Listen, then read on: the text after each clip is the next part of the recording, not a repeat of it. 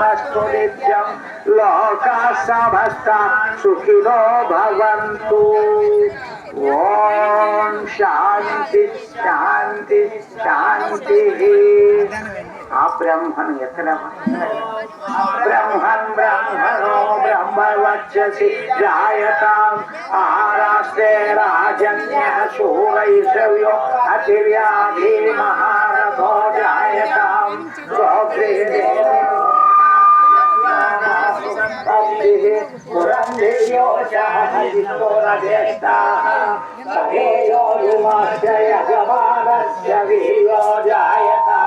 నికామే నికామేన పర్జన్యో వర్షతో ఫలవ్యత్యో నవోషధయః జంతం యోగక్షేమో నః కల్పతాం.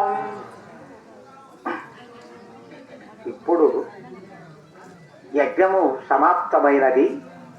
యజ్ఞము చేశాము. భగవంతుని మన యొక్క కోరికలన్నీ కూడా కోరాము. యజ్ఞము ద్వారా మాత్రమే మన యొక్క కోరికలు సిద్ధిస్తాయని వేదము చెప్పబడి ఉంది. కాబట్టి మనం ఊరికే కోరికలు కోరడం వలన ఏ ఉపయోగము రాదు. కాబట్టి ఈ యజ్ఞము ఎంత గొప్పది అనేటువంటి విషయాల గురించి కొన్ని మాటలు చెబుతారు. ఇప్పుడు అందరూ కూడా శ్రద్ధగా ఆలకించి వినండి. మీ సమయాన్ని వెచ్చించి ఇక్కడికి వచ్చారు.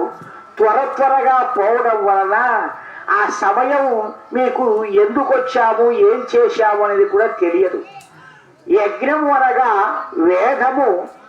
వేదములో భగవంతుడు విధించిన ఆజ్ఞల